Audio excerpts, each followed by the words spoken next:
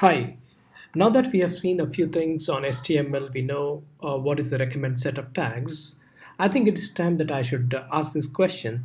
Why at all we need tags in HTML? So the question is, why do we need tags? Now, to answer that, the right way is first we should know what does HTML do. So what is designed for? Okay, it was designed to serve web pages. That means if you have a browser and you type some address here, okay, then it will display some content. So probably a video or an image. Okay, say it's a video and there's an image and then some set of text. Okay, now that's what is HTML does now.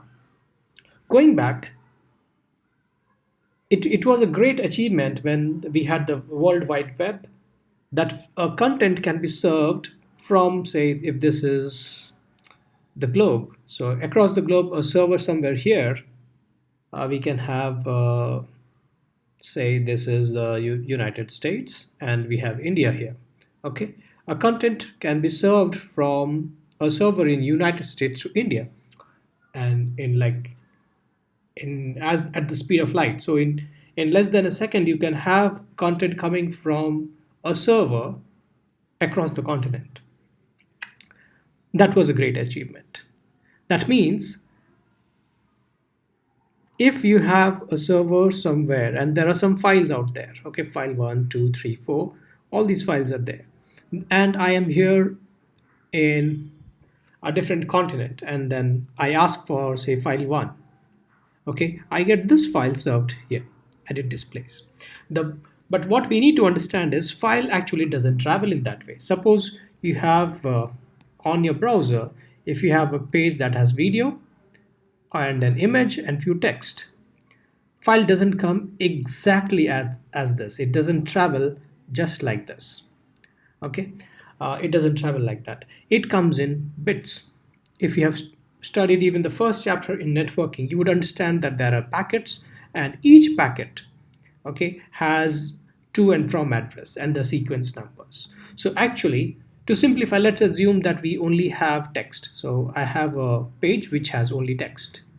Okay, now if these texts have to be transported, I mean to be served from a server in US to a server in India, then this whole stuff will be broken up. And I'm just oversimplifying it.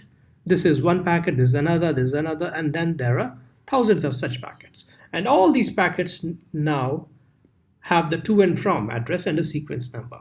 They may arrive, this may come in at the position 3, this may come in the position 1, and this will come in position 2. But this is A, this is B, and this is C. So you have A here, and B here, and C.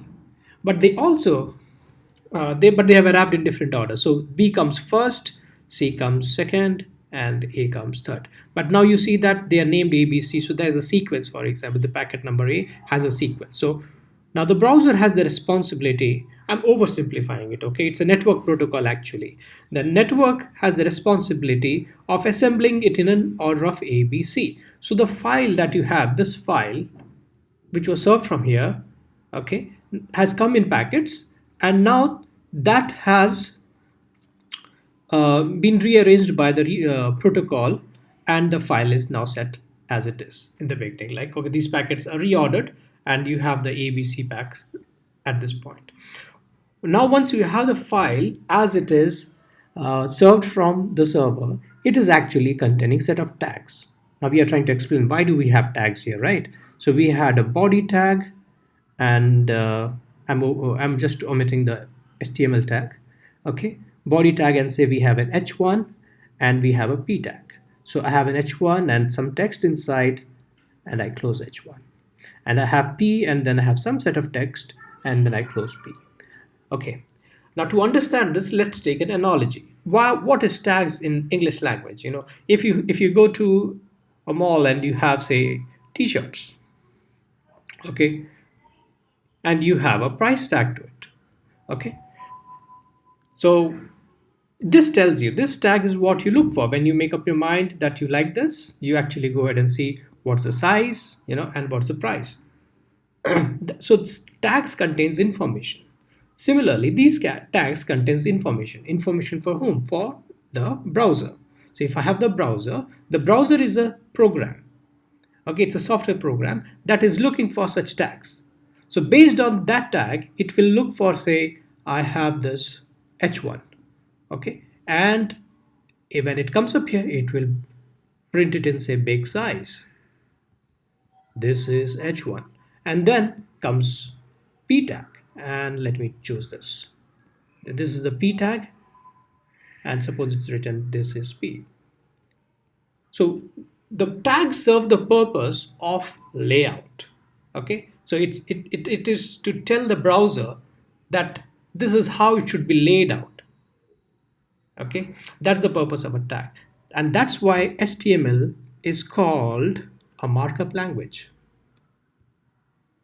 Okay, because it's only used to mark up the positions. It is only used to mark the positions or details about the tags. It is not used for logical. Like, you don't see any conditions here. There are no variables, no conditions, no loops. So there's no logical thinking. There's no logical code inside HTML. It's only about the layout. You can say put the text to the right, to the left, on top or bottom, insert an image. So this is all about tags. One good analogy is to think about how your newspaper is laid out. If you look at a usual newspaper, you have on the top, you have the title, and then you have date hidden somewhere. I have always found it difficult to find a date in newspaper. They are written in such small fonts. Anyway, this is the title, and then on the left you have some weather report and other stuffs, and they have the headlines on top, and then say certain sections of news here. So the layout of the newspaper, and then you probably have something important for the day somewhere at the bottom. Okay, and some ads here. So this is the layout. So how would you put this layout? You can say this is the header. Okay, you can say this whole section on the left. This whole section can be the left column. Okay, and you can call the middle one, I'll take this section. You can call this section as the main content. And then you can have one at the right as the left. Okay, you can have, this is the right. Okay, you can have it at the right content. And in that you can say there's the top right, right center, right bottom, or this can also be called as the footer. So when you think of serving a page across the globe, you have a page with sections like header, footer, and then within the sections you have the font size, the color, and simple layout stuffs without any logic. And that is why we need tags. Okay, in the next video, we'll talk a little more about client and server so that we have an idea of how the pages are served. Yeah, see you in the next video.